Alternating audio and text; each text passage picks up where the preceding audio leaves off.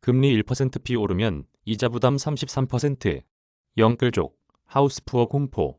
은행권의 주택담보대출 금리가 최근 7%를 돌파한 데 이어 올해 말까지 8%를 넘어설 수 있다는 전망이 나오고 있다. 석유 파동 이후 40여 년 만에 최악의 인플레이션이 닥치면서 미국이 28년 만에 자이언트 스텝에 나서는 등 주요국 중앙은행별로 기준금리의 인상폭이 커지고 속도도 빨라지고 있어서다. 8%대 주담대 금리가 현실화할 경우 이는 2008년 금융위기 이후 14년 만이다.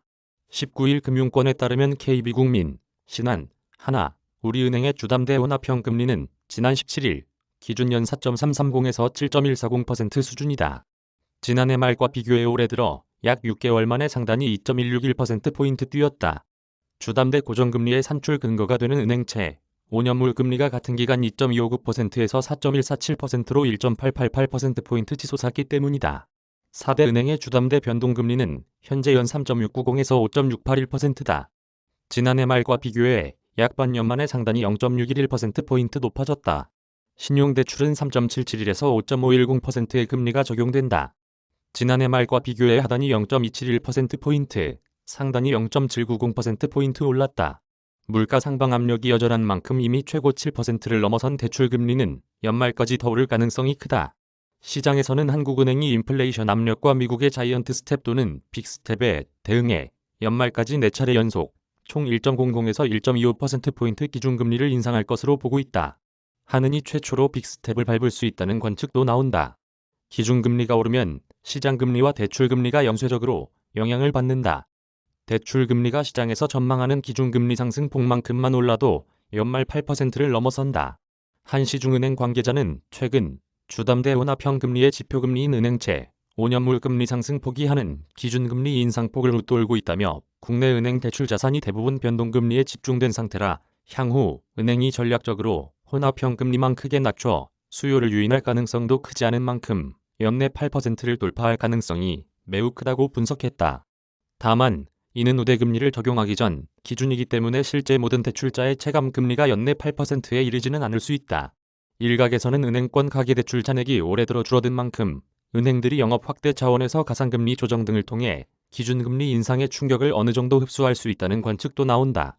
하지만 신종 코로나 바이러스 감염증 이후 대출자의 채무 상환 능력이 갈수록 떨어지며 부실에 대한 우려도 커지는 만큼 건전성 관리 차원에서 은행들이 계속 대출 문턱을 낮출 여력이 충분치 않다는 반론도 있다.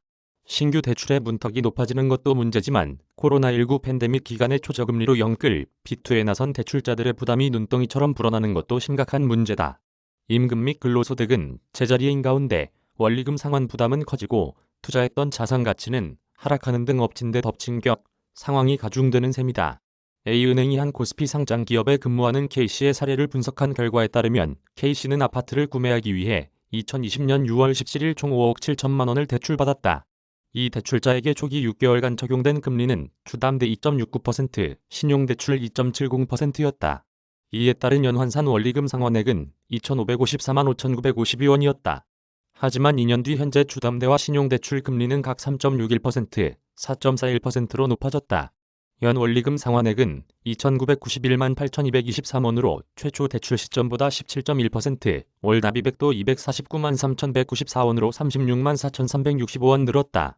시장의 예상대로 기준금리가 연말까지 추가로 1.0%포인트 오르고 이 상승분이 대출에 반영된다면 올해 12월에 적용되는 주담대 금리는 4.61%, 신용대출 금리는 5.41%에 이른다. 이 경우 연월 상환액은 3,394만 7,544원, 282만 8,962원으로 2년 반 전보다 32.9% 불어난다. 김준영 기자 이메일 주소